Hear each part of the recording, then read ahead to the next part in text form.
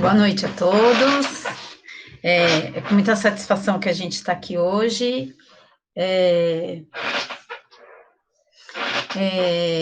Eu agradeço a RS pela oportunidade, né? E fico muito feliz de estar aqui com vocês. O que nós vamos falar hoje? A gente vai falar um pouquinho sobre políticas de assistência, né? Pelo que eu estou vendo, a gente tem aqui um público bem eclético, né? E meu nome, como o professor Sérgio falou, meu nome é Simone, eu sou assistente social, trabalho no Hospital do Servidor Público Estadual, sou gerontóloga e docente na área de serviço social, né? Então, vamos lá. A gente vai falar um tema bastante interessante, gostoso, mas ao mesmo tempo de pouco acesso a algumas pessoas que não são da área da assistência, né, e do serviço social. Então, o título da palestra hoje é Políticas de Assistência, né, o alicerce dessas políticas. Eu tentei trazer para vocês aqui um pouquinho sobre como é estruturado a política de assistência no país hoje, tá? É lógico que é um tema que daria aí um curso, né, algumas aulas, e a gente já me deixa aqui à disposição, caso a gente queira explorar algum tema, vocês tenham algum interesse sobre esmiuçar alguma coisa do tema, a gente pode estar discutindo, tá? Então, vamos lá, gente. Falar de política de assistência, antes da gente falar de assistência, eu preciso muito que vocês... Só um minutinho aqui, que eu estou tentando mudar o slide aqui, não estou conseguindo, só um minuto.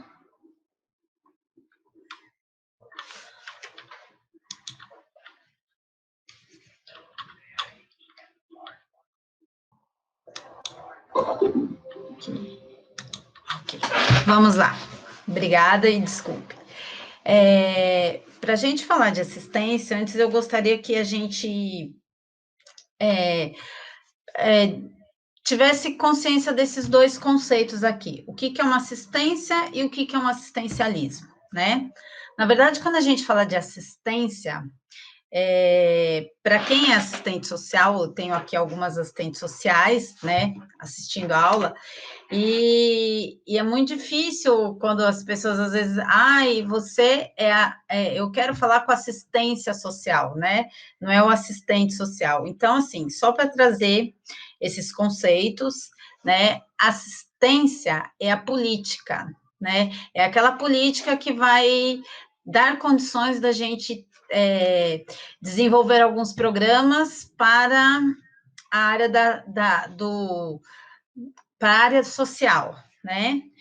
E o assistente social é o profissional que executa essas políticas. Bom, dito isto, eu trouxe aqui para vocês dois conceitos, né? O que é assistência e o que é assistencialismo.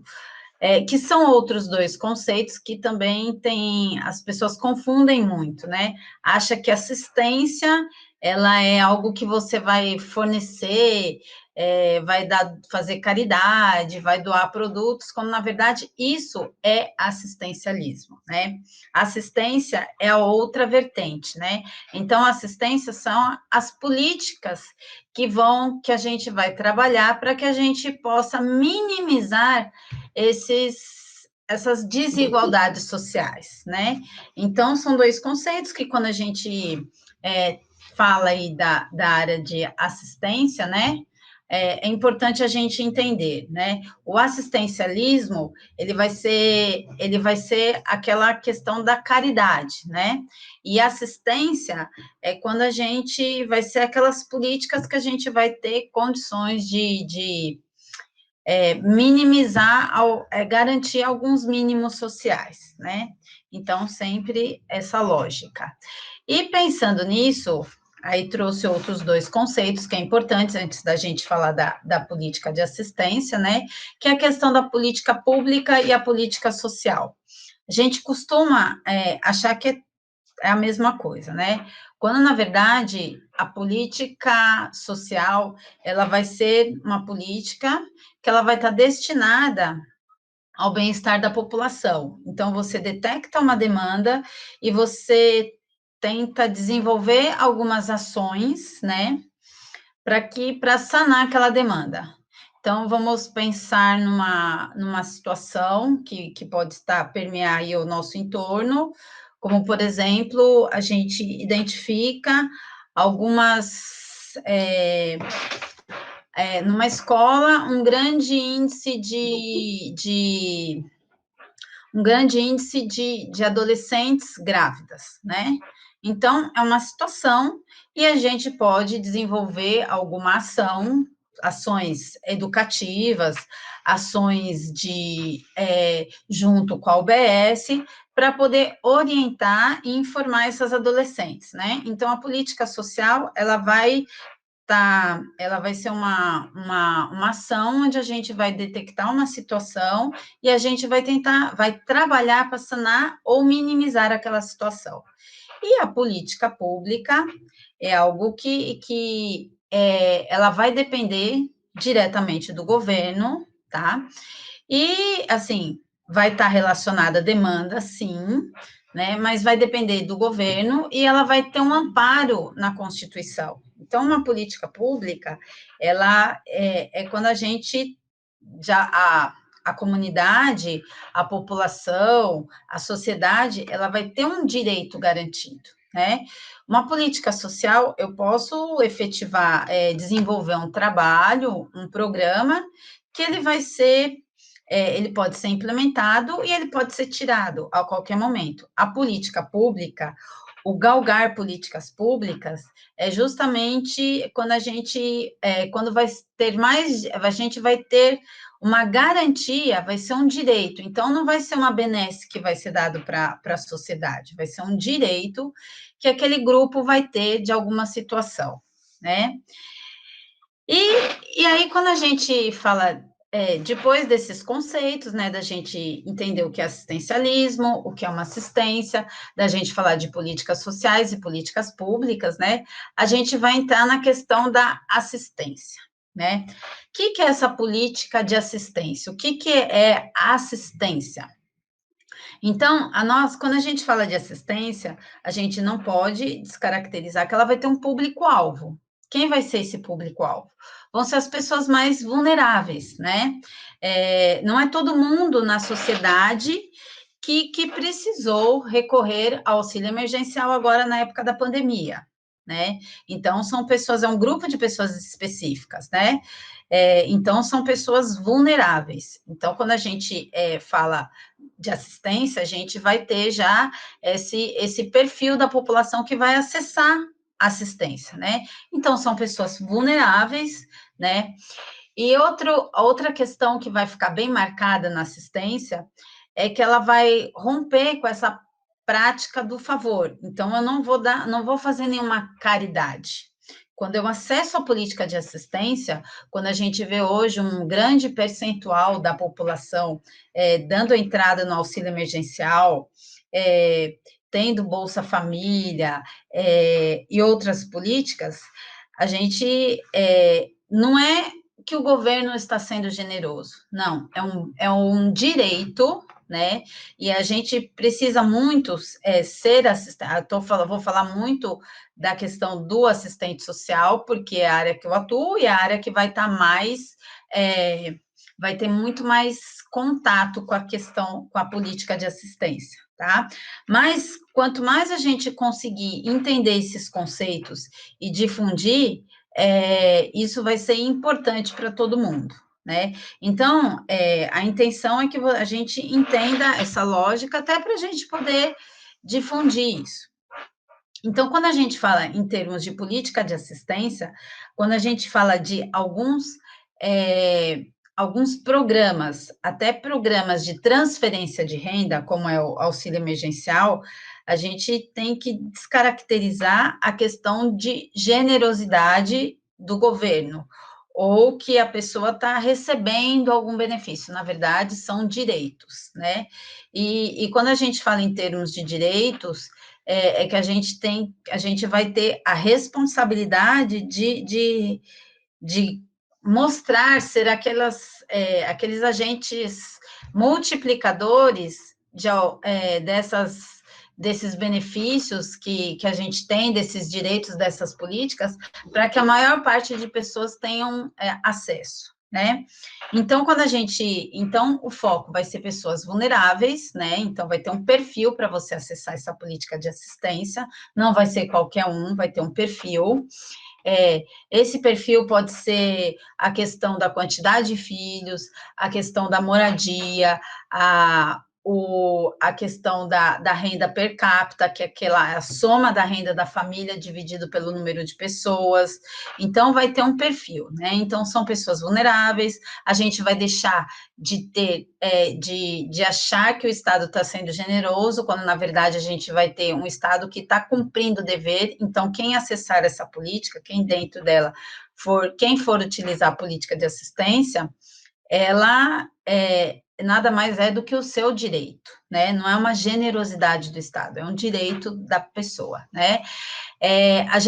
Essa política, ela vai ter sempre a intenção da gente ter as nossas necessidades básicas asseguradas. Então, o que é a necessidade básica? É alimentação, é moradia. Então, é ter essas necessidades asseguradas, é o acesso à saúde, à educação. Então, a assistência, ela vai buscar que quem acesse essa política tenha essas necessidades básicas asseguradas, né? E ela vai ser desenvolvida através do quê? Através de alguns programas, de serviços, de projetos que vão ser destinados a quem? A crianças, a deficientes, a idosos e as famílias como um todo, né? Então, a política de assistência, ela vai ter um perfil. E quem vai ser o perfil? Essas pessoas que eu falei para vocês, né? E aí, quando a gente pensa nisso, né?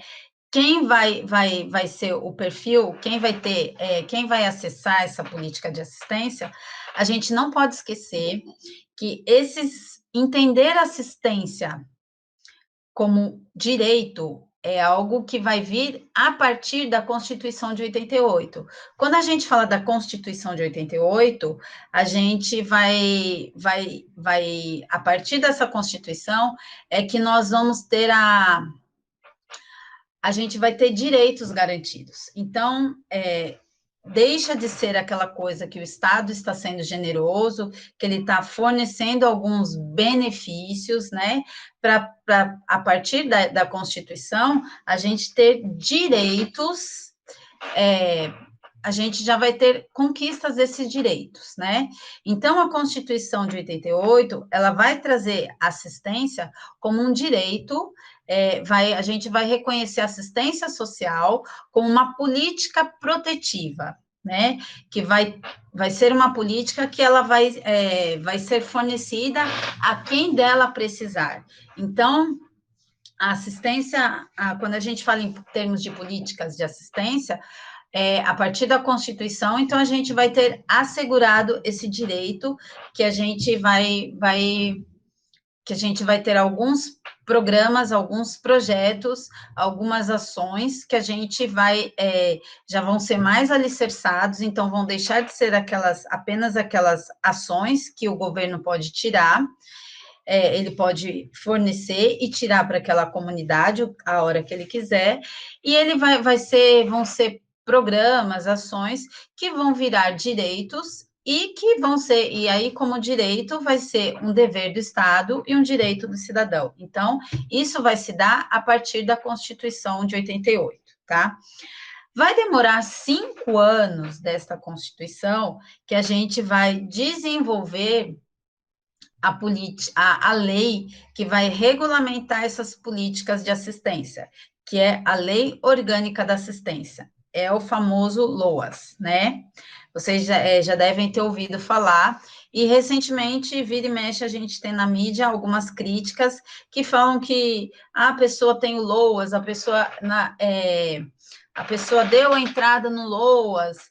Na verdade, o LOAS, que é a Lei Orgânica da Assistência, dentro dela a gente vai ter um principal direito desse público, né, que eu falei que é um público mais específico, um público vulnerável, né, e que vai ser o benefício de prestação continuada, que é o BPC, tá?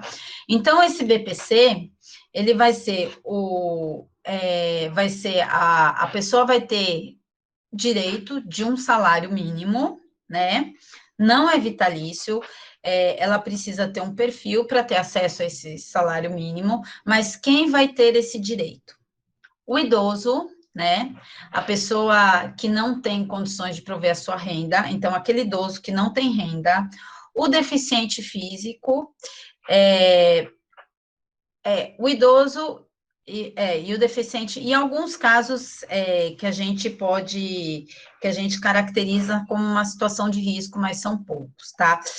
Mas quem tem o perfil mesmo, quem vai ter garantido esse perfil é o idoso e o deficiente, tá?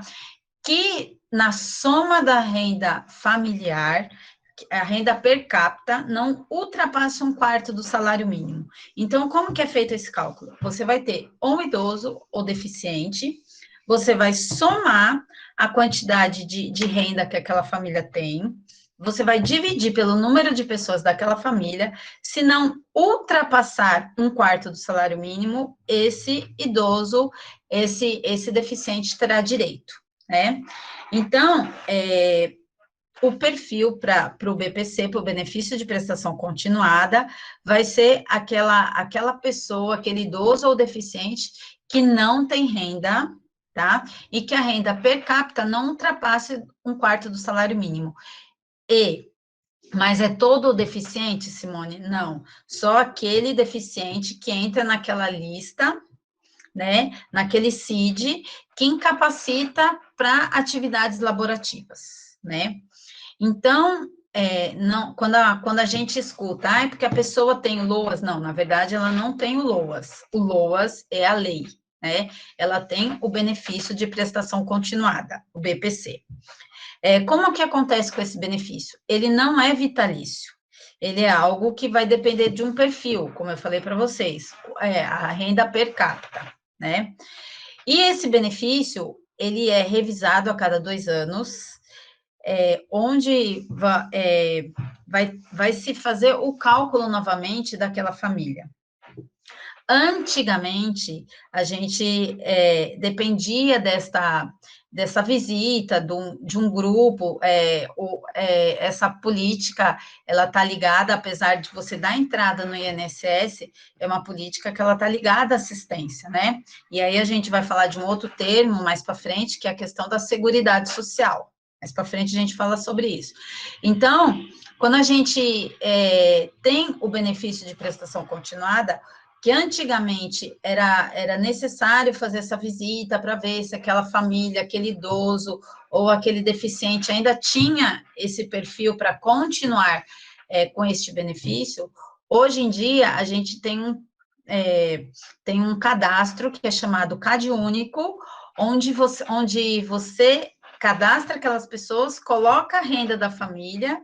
Através do CPF, a gente consegue fazer, o Estado consegue fazer este controle. Então, o que eu quero dizer? Que aquele idoso que tem, que ele tem aquele grupo familiar, e ele coloca que a renda per capita daquela família é menos que um quarto do salário mínimo, e assim ele vai ter direito.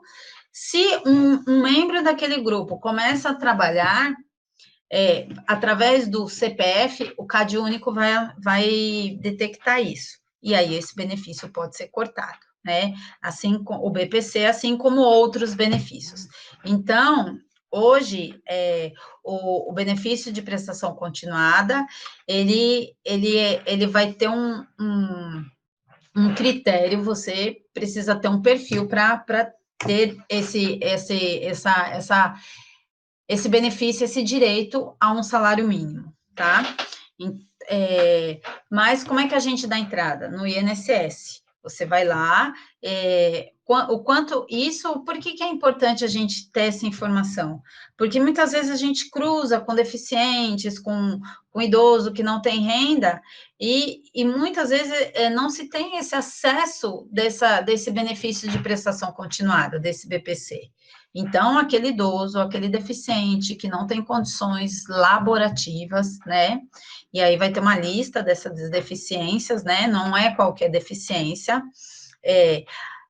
E isso vai mudando, não dá para a gente divulgar, olha, a lista é essa, o perfil do deficiente é esse. Para vocês terem ideia, há um tempo atrás, há muitos anos atrás, a pessoa que tinha HIV, ela tinha direito ao BPC, né? Porque o HIV, ela tem algumas doenças oportunistas, e era mais fácil a gente conseguir o BPC para a pessoa que não trabalhava e tinha o HIV. Hoje já é mais difícil. Então, essas políticas, a gente tem que tomar muito cuidado, porque elas vão até numa perspectiva do governo de tirar esses acessos, elas vão se afunilando e muitas vezes elas vão mudando as características, e de uma certa forma a gente vai tendo um pouco mais de dificuldades de acessar, né? A sociedade, né? Então, depois da Constituição de 88, a gente vai ter a política de assistência como uma conquista, né? E ela vai ser regulamentada através da lei orgânica da assistência, né? E o principal direito vai ser o BPC, né? Esse benefício de prestação continuada. E aí eu trago aqui para vocês um conceito de políticas públicas. Então, eu acabei de falar para vocês que após a Constituição a gente vai ter a garantia, né, de alguns direitos, que são essas políticas públicas, e então vai deixar de ser benefícios, e sempre essas políticas públicas, elas vão ser diretrizes que vão ser norteadas através de ações do poder público, né? E as políticas públicas, gente, elas sempre vão ter a participação, o ideal é que elas tenham a participação da comunidade, né? A participação da sociedade. Por quê? Porque ninguém é melhor do que a sociedade para saber a real demanda. Então, como a gente consegue, na conquista de políticas públicas, que a sociedade esteja atuante, tenha voz, né? Através dos nossos conselhos de direitos que a gente tem espalhado, que a gente tem na sociedade. Conselhos da mulher, conselho do negro, conselho da criança e do adolescente, o conselho de segurança, conselho de saúde, conselho de educação.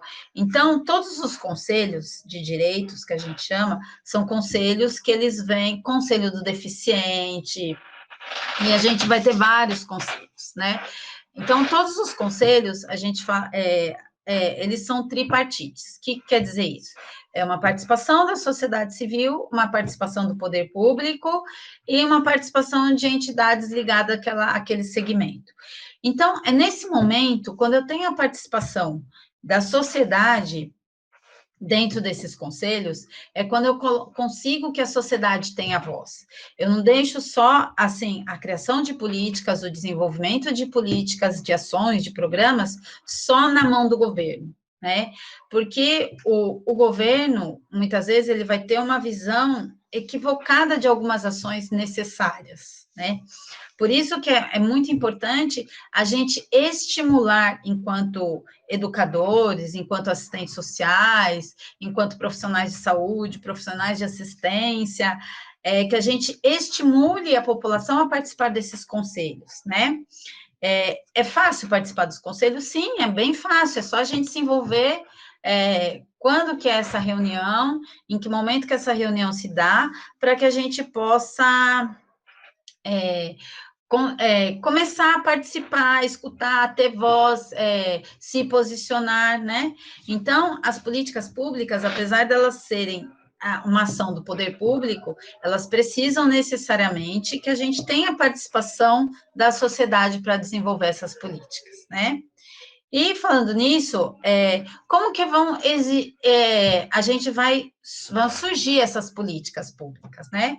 A partir do quê? A partir de uma demanda, né? Então, a sociedade, a sociedade ela vai ter a necessidade de algo e o poder público vai ter que sanar essa demanda ou minimizar essa demanda, né?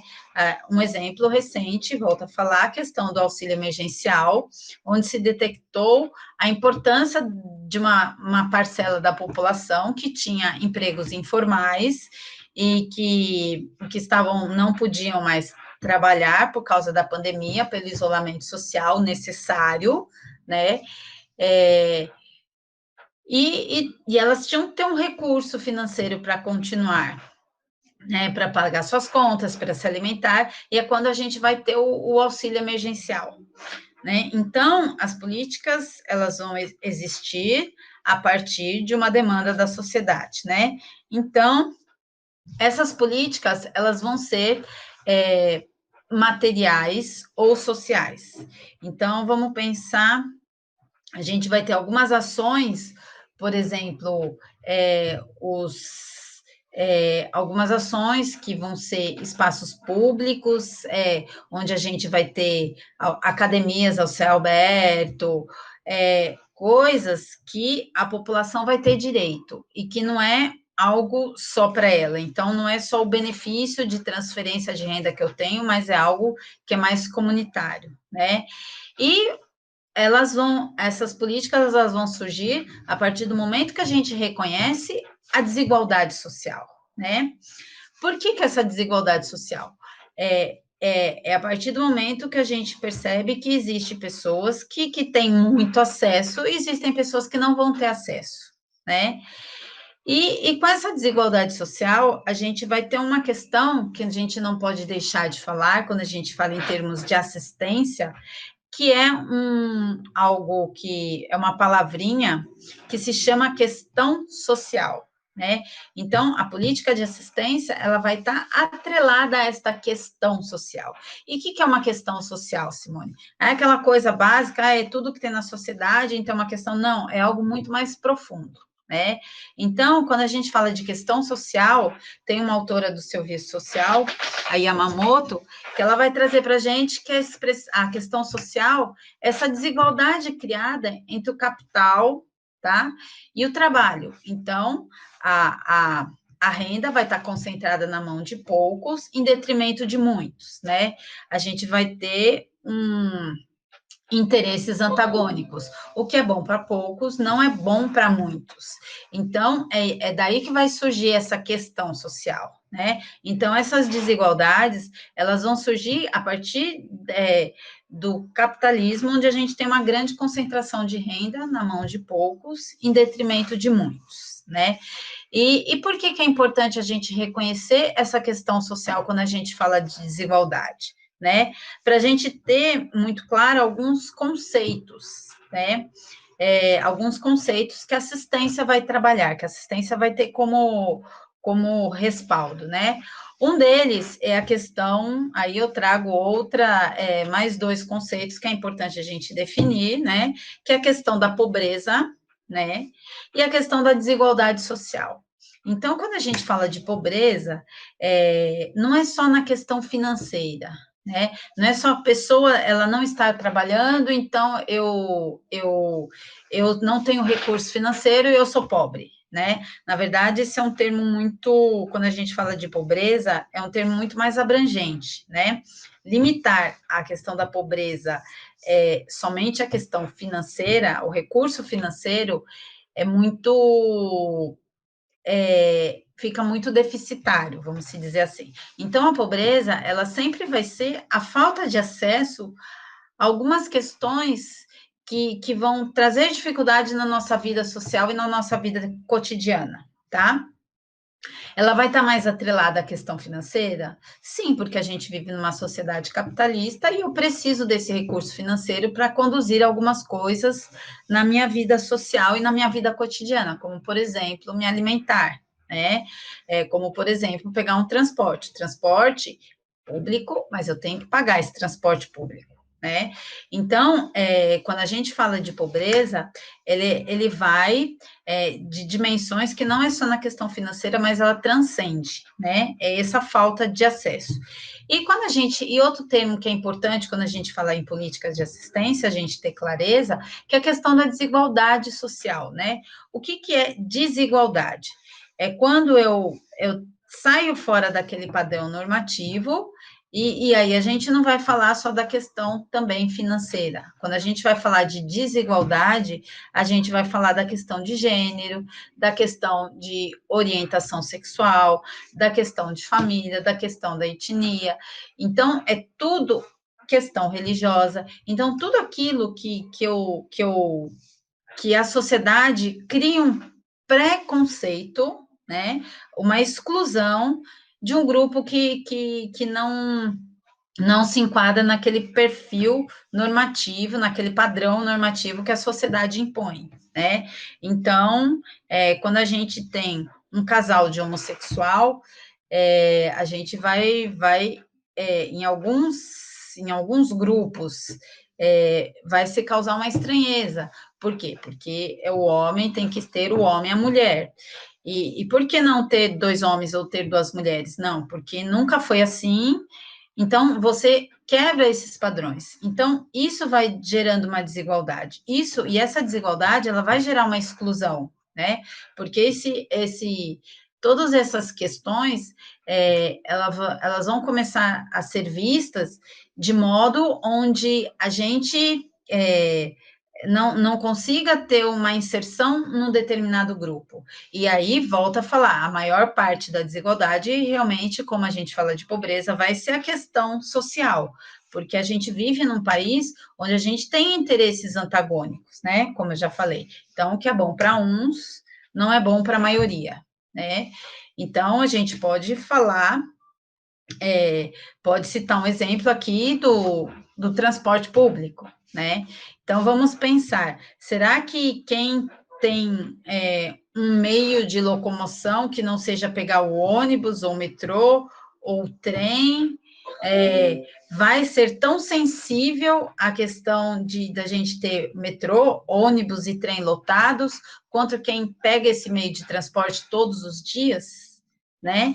Então, essa desigualdade, essa questão da falta de sensibilidade em momentos que a gente vai ter, em momentos que você não tem a mesma necessidade que o outro tem, né? Então, quando a gente fala de desigualdade, a gente vai pensar nessas questões onde a gente normatiza algumas coisas e nem todo mundo vai ter acesso, né? Então, é importante a gente também ter essa clareza quando a gente fala de políticas de assistência, né? E falar de política de assistência, a gente vai ter um norteador, que vai ser a nossa Política Nacional de Assistência, que ela vai ser embasada pelo quê? Pelo SUAS, que é o Sistema Único de Assistência Social. E aí, como eu já falei para você, né, ela vai ter uma forma de gestão, que ela vai ser uma forma de gestão descentralizadas e participativas, né? Então, o SUAS, ela vai ter a participação das 3 esferas de governo, municipal, estadual e federal, né? Cada um vai ter a sua participação. A política de assistência, ela vai vir do artigo 203 da Constituição Federal, né? Onde a gente vai ter a gente vai prestar assistência para quem? Para quem dela precisar. A gente vai ter por obrigatoriedade proteger a família, a maternidade, a infância, a adolescência e a velhice, né? Já vai ser o parágrafo primeiro. Depois a gente vai falar do amparo a crianças e adolescentes carentes. A gente vai falar da questão, vai pensar na importância de existir é uma capacitação profissional, de você dar condições que as pessoas acessem o mercado de trabalho.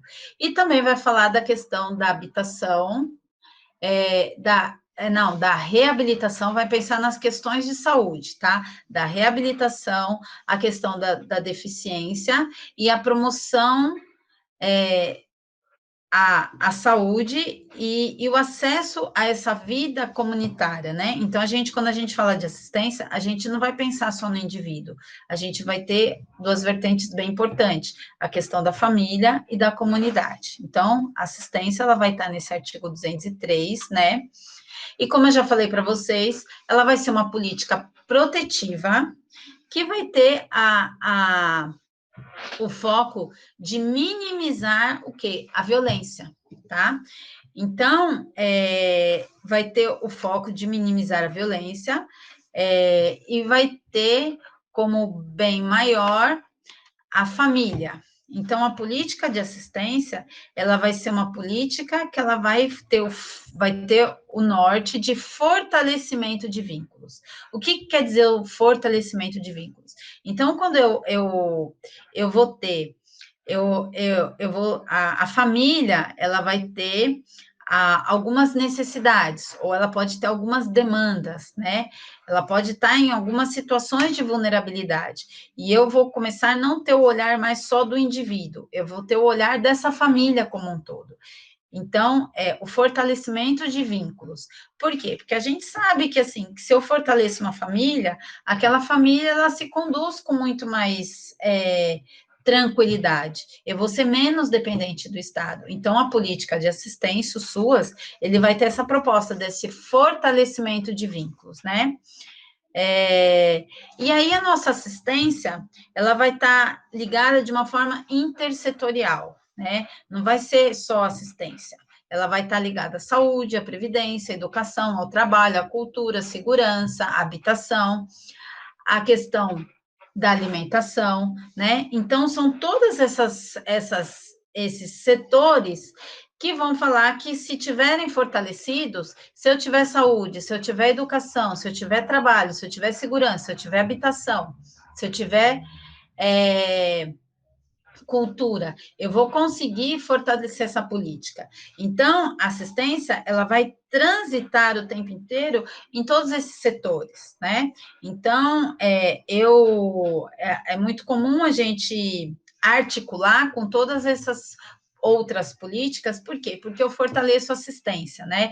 Eu não reconheço a assistência só como algo que eu vou algo estanque. Não, é algo que eu tenho que articular com as outras políticas para poder fortalecer a assistência. Então, a gente sempre vai trabalhar a questão da intersetorialidade, né? E assistência, a Política Nacional de Assistência, que vai financiar o SUAS, né? Ela vai ter um perfil. Qual vai ser o perfil? Eu vou ter a proteção básica e a proteção especial, né? Como é que vai funcionar essa proteção básica? A proteção básica vai ser a porta de entrada que vão ser os CRAS e os CREAS, né? Vai ser onde a gente vai desenvolver ações que a gente vai evitar, vai prevenir riscos, tá? Vamos pensar numa família que não tem acesso à educação. É uma família que tem uma grande possibilidade de ter violência ali. Violência em que sentido? Se eu não tenho, se as crianças ou adolescentes não têm acesso à educação, eles podem muito tranquilamente entrar para não se alimentarem direito, não fazer esporte, podem não ter acesso a algumas questões, eles podem ter acesso muito facilmente a questões não lícitas daquele território, né? Então, o fato daqueles adolescentes, aquelas crianças não estarem na escola, é uma situação de risco. Pode desenvolver um problema de violência lá na frente. Então, a gente vai prevenir, né? Então, a atenção básica, ela vai trabalhar essas ações de prevenção. Então, as pessoas que são responsáveis, adultos responsáveis pela família, né, eles não estão no mercado de trabalho, eles estão desempregados. Então, vamos trabalhar a questão da capacitação, vamos identificar isso e trabalhar ações preventivas, né? Então, sempre a atenção básica da assistência, ela vai trabalhar essas questões preventivas. E aí eu vou ter o quê? A proteção especial também, né? Que vai estar, aí a proteção especial, eu já tenho mais um risco iminente, já é uma família que ela já vai estar com risco mais iminente de violência, né? Então, já é algo que já está mais visível, já está mais em evidência essa violência, né? Então, o que a gente poderia caracterizar como uma situação de evidência de violência já posta? Então, a questão do abandono, maus tratos físicos e psíquicos, né? Abuso ou exploração sexual, violência contra a mulher, tráfico de seres humanos, adolescentes em medidas socioeducativas, pessoas em situação de rua e a questão do trabalho infantil. Então, esses são alguns das características que a gente pode falar que, assim, já é um risco iminente de violência, a pessoa já está inserida na violência, então a gente já saiu da atenção básica, que é a questão da prevenção, e foi para a atenção especial, que é quando a violência já é existente, né? E aí a gente vai ter, e onde a gente vai trabalhar isso, né? Atenção básica, a gente vai trabalhar no CRAS. O CRAS, que é o Centro de Referência de Assistência Social, vai ser a porta de entrada de qualquer programa.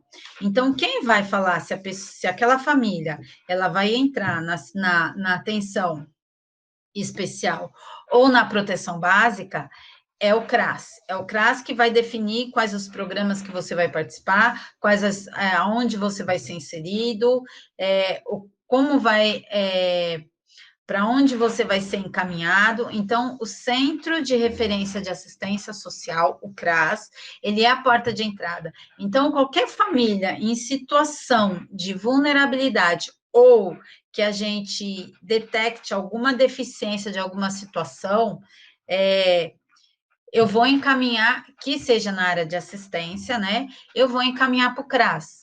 É o CRAS que vai ter condições de identificar quais as demandas, né?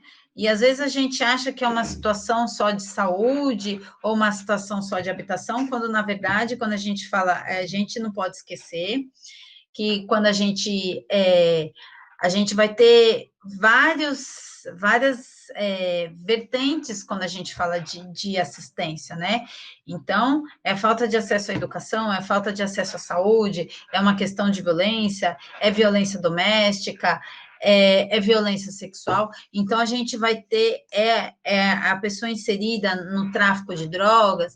Então, a gente vai ter uma vertente, vai ter vários desmembramentos disso. Por isso que o ideal é que a gente encaminhe em cada CRAS, né? Quando a gente vai trabalhar em algum local, eu sempre costumo falar, e isso é muito interessante, a gente tem que identificar quais são as UBSs próximas e quais são os CRAS de referência, né? Além dos conselhos tutelares, né? Então, assim, esses serviços, eles vão fazer com que a gente consiga transformar muitas situações de algumas famílias, né? Então, a proteção básica, a porta de entrada de toda essa rede socioassistencial é o CRAS, tá? E quando o CRAS já não. E quando a gente está falando de uma proteção especial, ou seja, a violência já instalada, naquele perfil que eu falei para vocês, de moradores de ruas, criança e adolescente, a deficiência física, a violência, né? Adolescentes em medidas socioeducativas, né?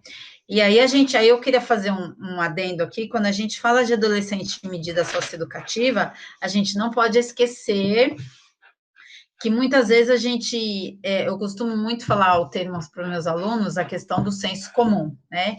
Então, quando a gente não conhece algumas coisas, quando a gente não estuda ou não se informa, a gente tem a tendência a reproduzir o que a mídia traz, o que algumas pessoas falam, e aí a gente entra na questão do senso comum, né? Então, quando a gente fala de adolescentes e medidas socioeducativas, que o adolescente, ele não comete um crime, ele comete um ato infracional. Por quê? Porque o adolescente, ele é protegido pelo Estatuto da Criança e do Adolescente. E esse estatuto, ele diz que o responsável pela criança e pelo adolescente são os pais. Eles são seres em formação. Então, a partir do momento que eu tenho um ser em formação, que está se formando, né, um ser, aquele ser está se formando, eu, como pai, eu sou responsável. E se eu sou responsável, eu tenho que ter a responsabilidade de orientar, de conduzir aquela situação, de cuidar da saúde, cuidar da alimentação, cuidar da educação, e assim vai, né? De evitar que ele se envolva em ambientes de risco, né? Então, essa é a obrigação dos pais. E aí, quando a gente, aí volta a falar, por que do senso comum? Porque muitas vezes a gente reproduz algumas situações, a televisão, a mídia fala que a gente precisa baixar a maioridade penal porque o adolescente comete atos muito cruéis, eles tinham que ser julgados igual um adulto, porque para cometer... Gente, a gente não pode esquecer que se existem situações desse tipo, existe também uma omissão do Estado e da família, né? Então, por isso que a gente tem que ter uma visão mais crítica quando a gente fala principalmente de adolescentes e medidas socioeducativas que vão ser atendidos pelo CREAS, né? Que vai ser o Centro de Referência Especializado, né, da assistência social. Então, essa proteção especial vai ser dada pelo CREAS, né? E o adolescente em medida socioeducativa, ele está em medida socioeducativa porque houve uma falha lá atrás, uma falta de acesso ou de educação, ou de saúde, ou negligência do poder público junto com a família. Então, a gente não pode culpabilizar aquele adolescente por uma situação que muitas vezes é estrutural. Então, esse é o grande cuidado que a gente tem que ter quando falo de proteção. Então, aqueles adolescentes que estão em medida socioeducativa, né? E aí volta a falar, o adolescente, ele não comete crime, ele comete um ato infracional, porque ele é um ser que está se formando, é um ser em formação, né? E ele vai ser atendido pelo CREAS, né? Que é o Centro de Referência Especializado em Assistência, né? E aí, gente, se a gente, diante disso tudo que a gente falou, se a gente parar para pensar, então, quem vão ser essas pessoas que vão acessar as políticas de assistência, né? São pessoas que fazem uso de substâncias psicoativas, são pessoas que vêm de situações de violência, situações de violências que muitas vezes estão dentro desse núcleo familiar. E aí eu quero fazer um outro adendo que a gente, por falta até de conhecimento, muitas vezes, a gente usa o termo de famílias desestruturadas. Isso é um erro muito grande, porque as famílias não são desestruturadas, porque não existe uma estrutura de família. Hoje, quando a gente fala de família, a gente vai pensar nos vários arranjos familiares. Então, esses arranjos familiares, eles vão vir de uma família que não é aquela família tradicional, aquela família nuclear, que vem de um núcleo, mãe, pai, filhos. Não, vão ser famílias de diversos arranjos. Então, eu posso ter 2 mulheres, 2 homens, uma mulher com 2 homens, um homem com 2 mulheres, e assim, o que aquela família achar que é importante, né? Então, quando a gente, essa violência que muitas vezes acontece no núcleo, é até uma falta uma exclusão que essas famílias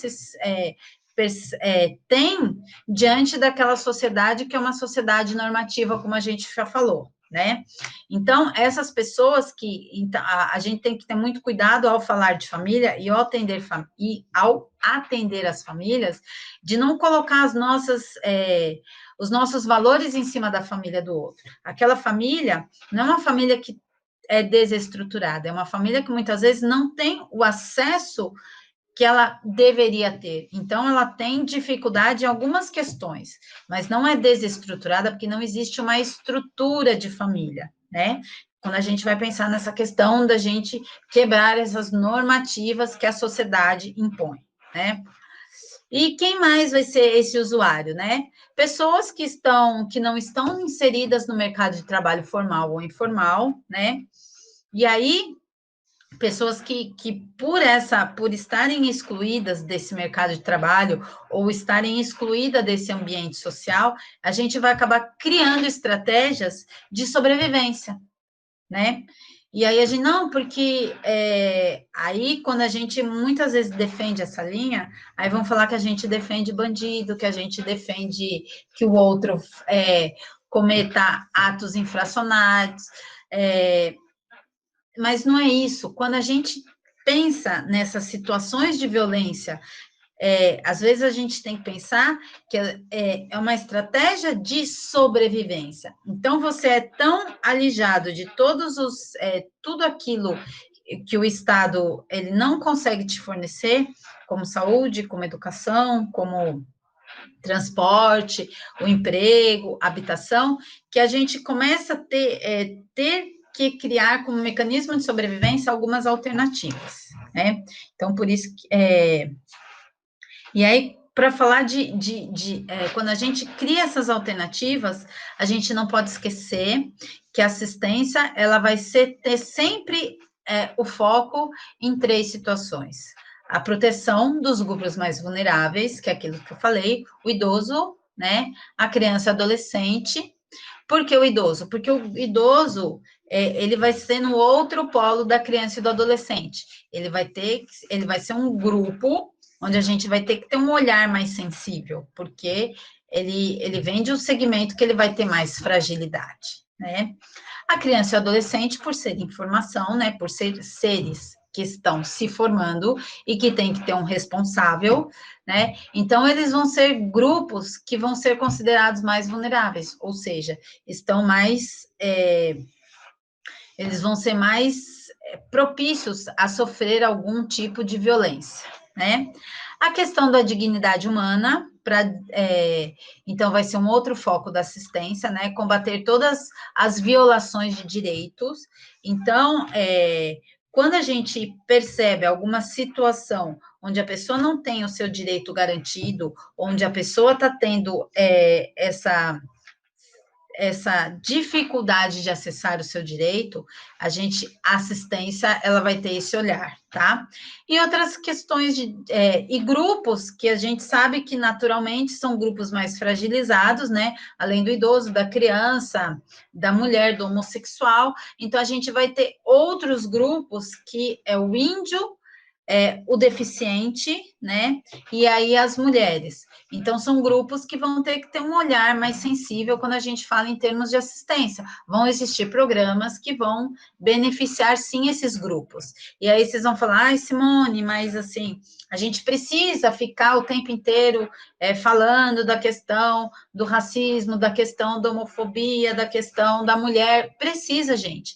Porque, assim, como diz alguns autores, se eu nego a história, eu corro o risco de cometer os mesmos erros. Então, por isso que é importante a gente nunca esquecer a história, né? Para que a gente não cometa os mesmos erros, né? Essas conquistas que a gente tem, são conquistas que elas têm que ser valorizadas e têm que ser fomentadas, né?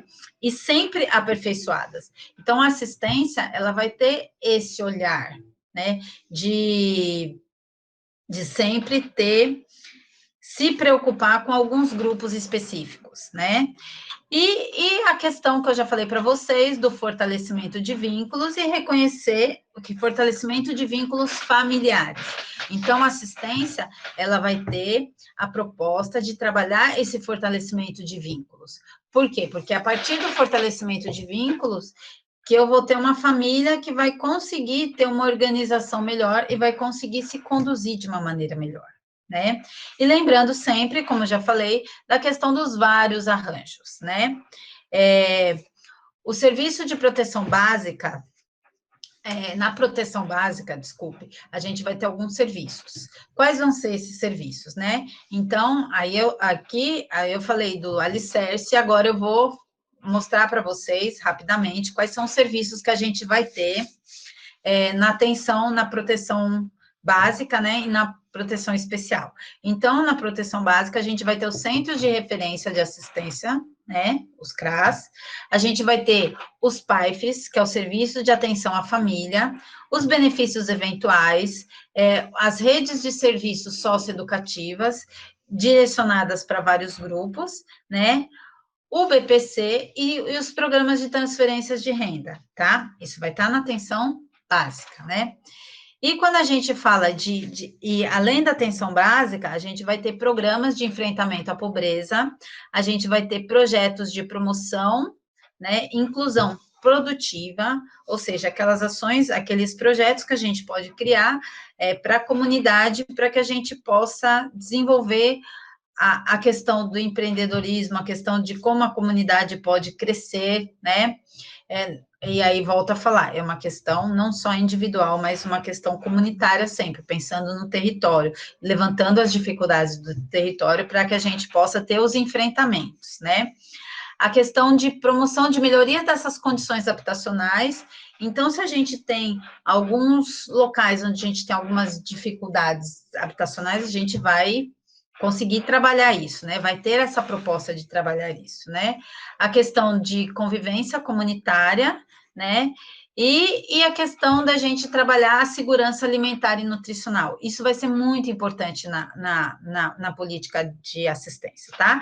E na atenção especial, a gente já vai ter aquele olhar, como eu falei, algo que está um pouco mais, tem que ser um pouco mais direcionado para alguns grupos, porque já existe uma situação de violência instalada, né? Então, não é só uma perspectiva de violência, mas muitas vezes já é uma situação de violência instalada. Então, a gente vai ter os atendimentos do centro-dia, atendimentos domiciliares, os serviços de reabilitação na comunidade, esses serviços do CREAS, né, serviços de enfrentamento à violência, à exploração sexual contra crianças e adolescentes. A gente vai ter serviços de orientação a essas crianças e famílias em situação iminente de violência. A gente vai ter acompanhar adolescentes em cumprimento de medidas socioeducativas, né? E em meio aberto. Então, dependendo do ato infracional, o adolescente vai cumprir uma medida socioeducativa ou ele vai para meio aberto, né? Ele vai desenvolver uma liberdade assistida ou uma prestação de serviço à comunidade, né? Que é o LA e o PSC que a gente fala. Isso vai estar inserido na proteção social, na proteção especial. A questão daquelas casas-lar, repúblicas, né, aqueles centros de acolhida. Então, se eu tenho uma situação de violência instalada, muitas vezes eu preciso tirar aquele adolescente daquela família, eu preciso tirar aquela mulher que sofre violência da família. E aí a gente vai ter os grandes centros de acolhida, né? Esses serviços de acolhida, né? A família substituta, a gente vai ter esses abrigos para criança e adolescente que vão ter que vão ser sempre com a proposta de uma passagem provisória, não vai ficar lá eternamente. Então, o adolescente que está em situação de risco, ou a criança, ela vai ser colocada num abrigo, e esse abrigo vai ser por um período transitório, até que se consiga ou reorganizar aquela família, né, ou colocar em uma outra família, né, ou a destituição do pátrio poder, né. A questão dos abrigos para mulheres e homens em situação de abandono, né, ou até deficientes, né. E a questão da casa-lar, moradias provisórias, casas de passagens, e aí, a coisa é algo que ressalto e é muito importante no CREAS, e, e volto a falar, porque aqui a gente tem um público eclético que vai trabalhar com adolescentes, que vai conviver com adolescentes, é a questão que vai estar lá na proteção especial as medidas socioeducativas, né? E lembrando que a política de assistência, ela vai ser desenvolvida pela Política Nacional de Assistência Social, a política de assistência do país, né, do Brasil, é desenvolvida pela Política Nacional de Assistência Social, que vai ser a porta de entrada, vai ser esse CRAS, esse Centro de Referência de Assistência Social. E assim, eu termino aqui, né, a minha fala. Obrigada pela participação. Obrigada, gente. Um abraço e até mais, até outra oportunidade.